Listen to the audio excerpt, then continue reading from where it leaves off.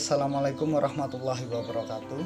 Perkenalkan, nama saya Mahatma Ditya Wijaya dengan NIM 022, dan di sini saya akan mempresentasikan tentang kreatin fosfat, lalu glikolisis aerob maupun anaerob. Jadi kreatin fosfat itu tersedia secara cepat karena tersimpannya itu di dalam otot. Namun dia itu hanya dapat digunakan untuk daya ledak saja atau dalam jangka waktu yang pendek, sekitar 10 detik lah, seperti kayak start sprint atau bagaimana. Kemudian untuk reaksinya sendiri bisa kita lihat ya di sini. Misalkan di sini akan terjadi reaksi bolak-balik. Di sini ada kreatin dan akan menjadi kreatin fosfat, dan ketika ini kita relaksasi terdapat ATP yang akan berubah menjadi ADP dengan bantuan kreatin. Namun jika ini dalam kontraksi otot, maka sebaliknya kreatin fosfat akan membantu ADP untuk menjadi ATP, lalu menjadi juga kreatin. Oke. Kemudian glikolisis anaerob. Untuk glikolisis anaerob ini berlangsung cepat, namun kurang begitu efektif dan efisien karena habis pada 40-70 detik. Yaitu biasanya untuk pelari-pelari jarak menengah, bisa juga untuk berenang itu sprint seperti 50, 100 dan sebagainya. Yaitu mengubah glukosa menjadi atau glikogen menjadi 2 asam pirufat. Bisa kita lihat di sini, dari glukosa menjadi 2 ATP atau 2 asam pirufat di sini. Dan ketika tidak adanya oksigen yang mencukupi, maka di sini akan menjadi asam laktat. Kemudian di sini ada alkohol.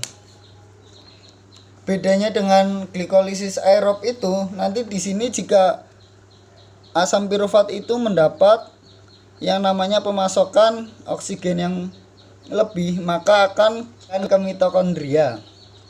Jadi di mitokondria itu nanti akan diolah lagi, karena ini ditambah O2 atau oksigen, maka akan menjadi CO2 plus H2O yang akan menghasilkan 34 ADP, kemudian 36 ATP. Terima kasih.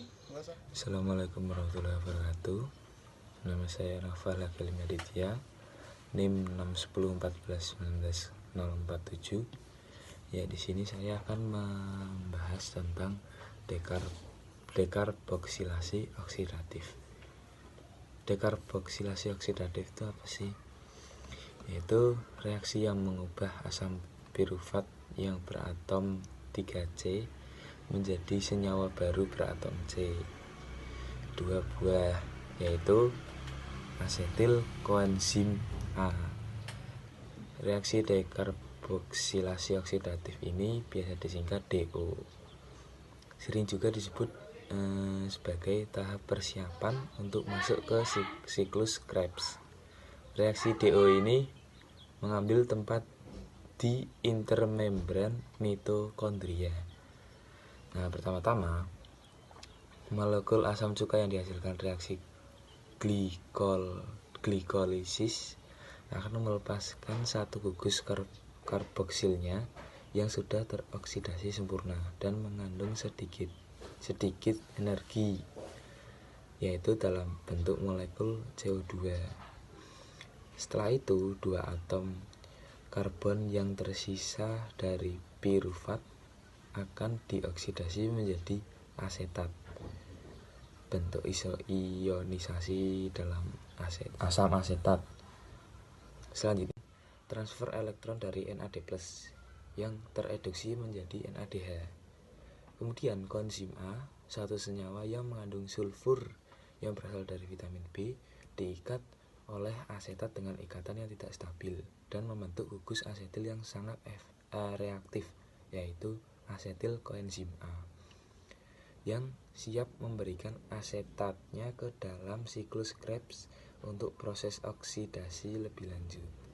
Nah, selama reaksi transisi ini satu molekul glukosa yang telah menjadi 2 molekul asam pirufat lewat reaksi glikolisis menghasilkan 2 molekul NADH. Terima kasih. Selanjutnya akan dilanjutkan oleh teman saya. Assalamualaikum warahmatullahi wabarakatuh. Nama saya Aditya Priami Hardita, NIM 610141940. Di sini saya akan menjelaskan tentang siklus Krebs. Siklus Krebs adalah siklus yang digunakan oleh organisme aerobik untuk menghasilkan energi. Produk dalam siklus Krebs menghasilkan senyawa berupa asam sitrat, sehingga siklus Krebs juga disebut sebagai siklus asam sitrat.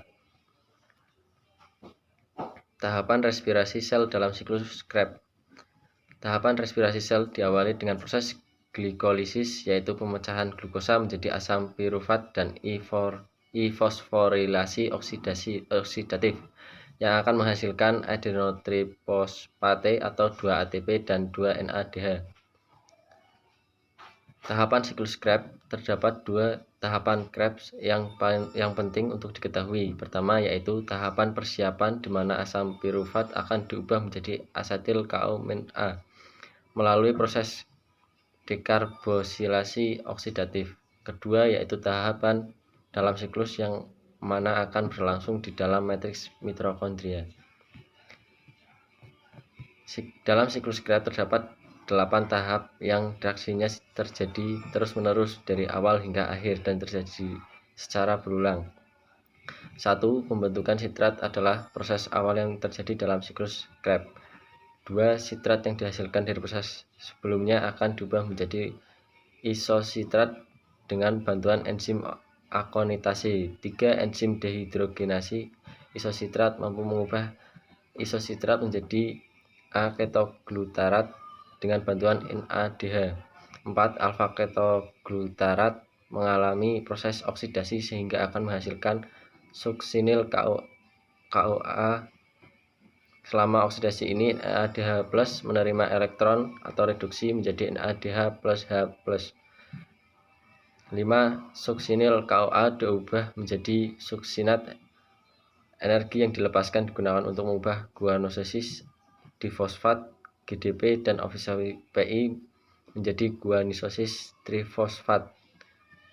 6. Suksinat yang dihasilkan dari proses sebelumnya akan dioksidasi menjadi fumarat. 7. Selanjutnya adalah proses hidrasi. Proses ini menyebabkan terjadinya penambahan atom hidrogen pada ikatan karbon. 8. Malat kemudian dioksidasi untuk menghasilkan oksaloasetat dengan bantuan enzim malat dehidrogenase. Terima kasih. Assalamualaikum warahmatullahi wabarakatuh. Assalamualaikum warahmatullahi wabarakatuh. Nama saya Yusuf Fadlullah Radi. Nomor induk mahasiswa saya 61014190077. Pada kesempatan kali ini saya akan mempresentasikan tentang transport elektron. Transport elektron itu adalah proses terakhir dari respirasi aerob yang dimana akan dihasilkan ATP dari NADH dan FADH2 hasil dari glikolisis, dekarboksilasi oksidatif, dan siklus Krebs. Inti dari proses ini adalah menghasilkan ATP dari NADH dan FADH2 yang dihasilkan dari glikolisis, dekarboksilasi oksidatif, dan siklus Krebs. Transport elektron ini terjadi dalam mitokondria. Di membran ini terdapat bagian-bagian penting yang berperan sebagai penerima elektron, yaitu kompleks protein 1, kompleks protein 2, kompleks protein 3, kompleks protein 4, ubikunion, dan sitokrom C. Elektron yang berasal dari NADH dan FADH2 akan mengalir dari satu penerima menuju penerima lain dari tingkat energi yang lebih tinggi ke tingkat energi yang lebih rendah. Sedangkan yang berperan sebagai penerima elektron terakhir adalah O2 hingga nantinya akan terbentuk H2O. Produksi ATP dari transport elektron yaitu yang pertama reaksi NADH plus Na plus H menghasilkan 3 ATP per mol NADH. Kemudian masuk dalam sistem transport elektron di mitokondria. Setengah O2 ditambah 2 elektron ditambah 3 ADP ditambah 3P menjadi H2O ditambah 3 ATP. Terjadi pada reaksi yang pertama anaerob. Anaerob itu fosfoglyceraldehid menjadi difosfogliserat. Yang kedua pirufat menjadi asetil CoA. Yang ketiga isositrat menjadi oksalosuksinat. Yang keempat alfa ketoglutalat menjadi suksinil CoA. Yang kelima, malat menjadi oksaloasetat. Karena ada 2 mol NADH per reaksi dan ada 5 reaksi, maka total ATP yang dihasilkan 2 kali 5 kali 3 adalah 30 ATP. Lalu yang kedua, reaksi FAD menjadi FADH2 menghasilkan 2 ATP per mol FADH2 masuk dalam sistem transport elektron di mitokondria menjadi setengah O2 ditambah 2 elektron ditambah 2 ADP ditambah 2 P menjadi H2O ditambah 2 ATP.